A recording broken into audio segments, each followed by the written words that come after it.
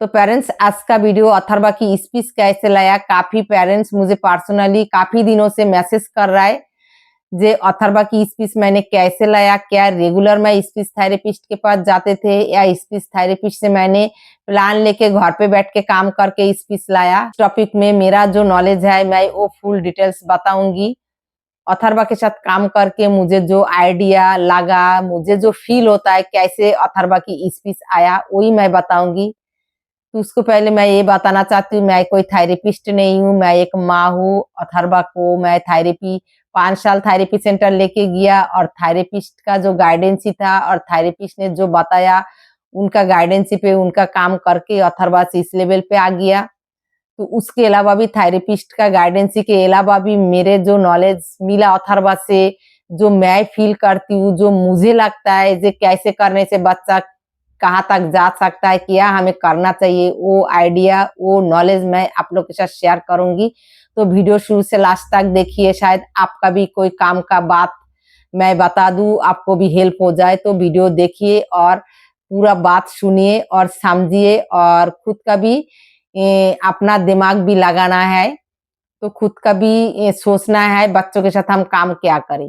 मैं बताऊंगी मेरे बच्चों के साथ मैंने कैसे किया, आप सुनेंगे, आप फिर खुद आइडिया लगाएंगे आपको अपने बच्चों के साथ कैसे करना है। तो पहले मैं ये बताना चाहती हूँ, अगर थेरेपी सेंटर कोई पेरेंट्स नहीं जा सकता है, घर बैठ के भी बच्चों की इम्प्रूवमेंट करा सकता है, तो उसके लिए आपको मेहनत की जरूरत है। और अभी तो काफी चैनल पड़ा हुआ है, काफी चैनल पे वीडियो डाला हुआ है, तो चैनल फॉलो करके भी आप काम करके बच्चों में इम्प्रूवमेंट ला सकता है। क्योंकि एक बच्चा थेरेपी सेंटर जाता है थेरेपिस्ट से गाइडेंस मिलने के लिए, अगर आपको प्रॉपर गाइडेंस मिल रहा है तो उस गाइडेंस लेके आप घर पे काम करके बच्चों के साथ इम्प्रूवमेंट करा सकता है। अगर थेरेपी सेंटर जाके आपको कोई गाइडेंस नहीं मिल रहा है, तब आप यूट्यूब देख के, यूट्यूब से आप काम देख के करा सकते हो। काम करने के ऊपर डिपेंड करता है बच्चे को इम्प्रूवमेंट।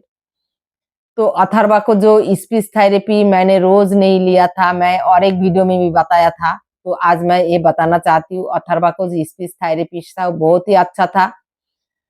तो वहाँ पर उन्होंने रोज बुलाया था, लेकिन मेरे रोज जाना बहुत मुश्किल था क्योंकि अथर्वा को लेके ट्रैवल करना बहुत मुश्किल था। बहुत रोना पटकना चिल्लाना बहुत मुश्किल करता था। अथर्वा बस में नहीं चढ़ सकते थे, इतना मुश्किल होता था। रोड में अगर निकल गया तो रोड से घर आने की उसको मन नहीं था। थेरेपी सेंटर जाके रोना धोना बहुत प्रॉब्लम था अथर्वा में।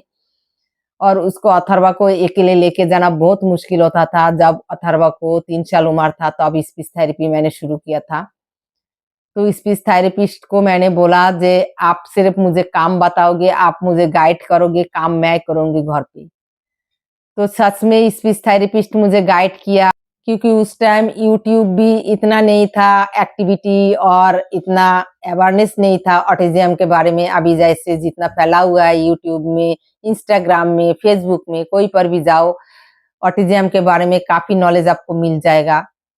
तो मेरे को उस टाइम कोई आइडिया नहीं था। अगर अभी अभी जैसे मैं चैनल देखती हूँ यूट्यूब में जितना लोग बताता है, अगर उस टाइम अथर्वा के टाइम मेरे पास फोन होता और उतना नॉलेज यूट्यूब से मिल जाता, तो मुझे लगता है मुझे थेरेपी सेंटर जाने की जरूरत नहीं पड़ता। मैं घर बैठ के काम करके ही अथर्वा को इम्प्रूवमेंट करा सकती थी।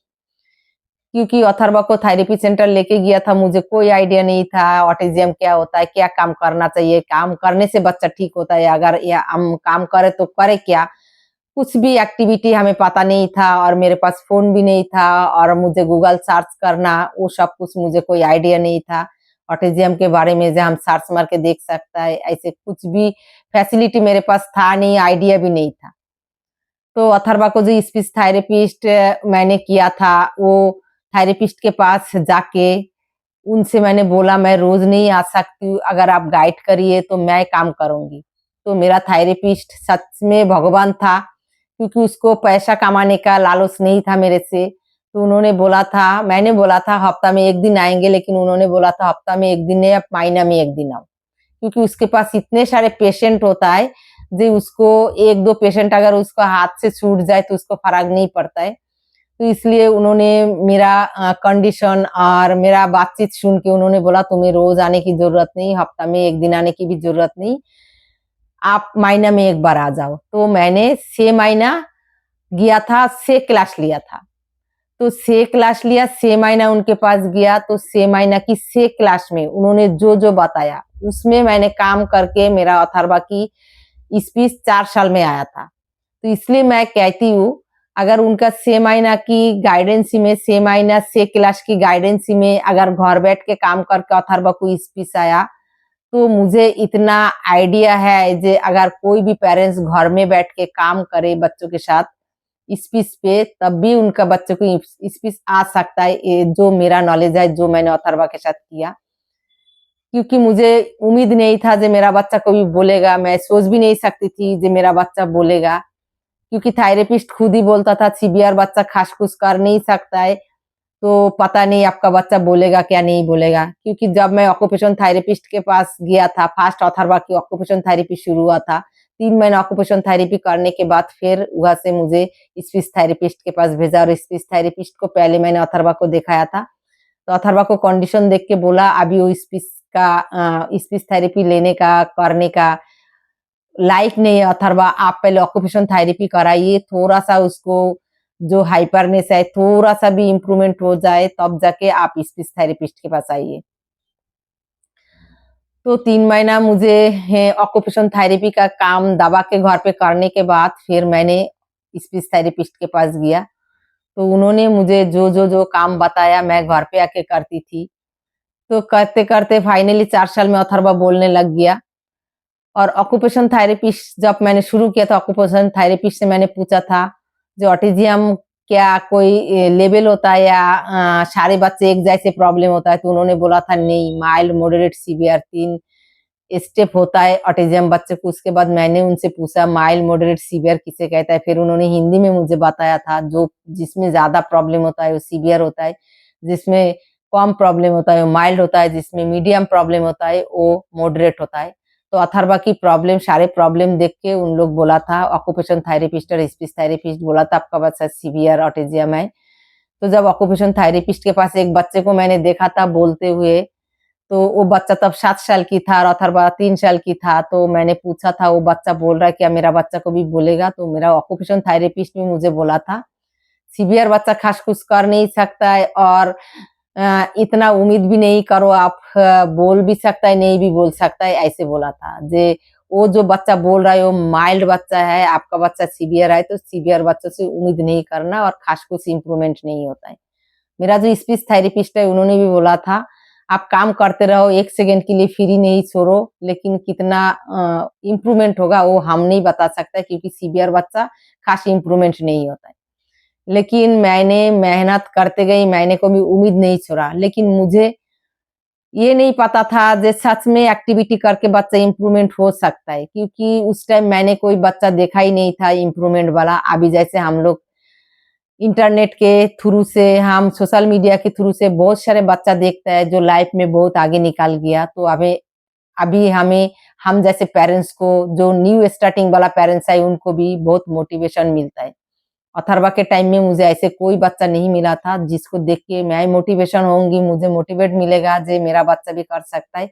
इसलिए मैं कभी सपनों में भी नहीं सोचा था जे ऑटिज्म बच्चा एक्टिविटी करके इम्प्रूवमेंट होता है, क्योंकि मैं थेरेपी सेंटर जाता था, जरूर मैं जाता था, लेकिन मुझे उम्मीद नहीं था। और मैं बीच-बीच में कभी-कभी मेरे माइंड में घूमता था, जिसका कोई मेडिसिन नहीं है, ऐसे काम करके कोई भी इम्प्रूवमेंट होता है, काम करके क्या सीखेगा बच्चा, बोलना कैसे सीखेगा, बच्चे को एक्टिविटी कैसे सिखाऊंगी, उसका आई कांटेक्ट कैसे बढ़ेगा, ऐसे मुझे अंदर से फील होता था। लेकिन वो सारे व्यायाम, मेरा जो व्यायाम था वो सारा गलत हो गया। मैंने देखा काम करते-करते धीरे-धीरे स्टेप बाय स्टेप, साल के बाद, 1-1 साल के बाद अथर्वा अच्छा-अच्छा इम्प्रूवमेंट दिया और धीरे-धीरे अथर्वा की इम्प्रूवमेंट हुआ।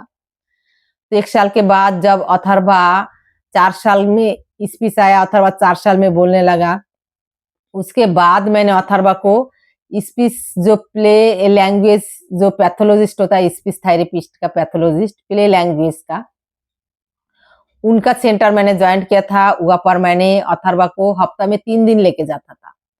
उसमें क्या होता था, अथर्वा को जैसे थिंकिंग में अलग-अलग चीज़ों में काम होता था, लैंग्वेज के ऊपर काम देता था, बच्चों के साथ प्ले होता था, प्ले लैंग्वेज एक्टिविटी कराता था।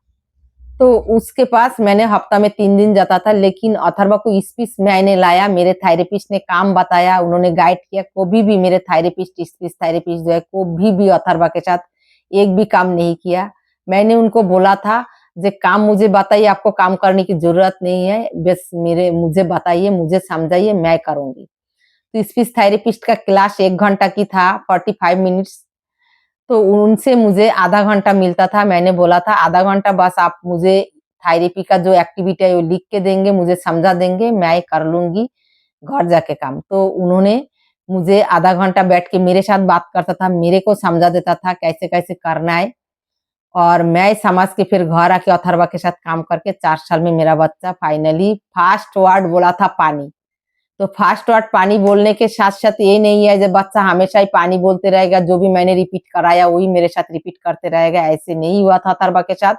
शायद आपका बच्चों के साथ भी नहीं होगा, क्योंकि ये बच्चा एक बार बोल लेता है अचानक से पानी, उसके बाद या कोई भी वर्ड एक बार, जैसे आप आ, ई, ऊ कॉपी करा रहे हो, एक बार आपके साथ बोल लिया आ, ई, ऊ, नेक्स्ट टाइम आप 2-3 दिन प्रैक्टिस करोगे फिर भी नहीं बोलेगा। तो अथर्वा के साथ भी ऐसे हुआ था। फर्स्ट टाइम वो मेरे साथ पानी रिपीट किया था, उसके बाद वो फिर नहीं बोला, 10-15 दिन ऐसे चलते गई, लेकिन मैंने अपना कोशिश जारी रखा। हमेशा मैं अथर्वा के साथ बोलते गई, इतना बोला जे शाम तक मेरा गला दुखने लग जाता था। नमक पानी से गरारा करना पड़ता था, इतना दर्द होता था मेरा यहाँ पर, फिर इधर भी दर्द हो जाता था, इतना चिल्ला-चिल्ला के मैं बोलता था। मुझे ऐसे लगता था शायद मैं बोलूँ, शायद मेरा बच्चा नहीं सुन रहा है, शायद ऊँचा चिल्ला के बोलूँगी तो मेरा बच्चा सुनेगा। मुझे कोई उम्मीद नहीं था, मुझे कोई आइडिया नहीं था ऑटिज़्म के बारे में, कैसे काम करना है, कैसे इनके साथ बिहेव करना है, कैसे इनके साथ मुझे रहना है, वो कुछ आइडिया नहीं था।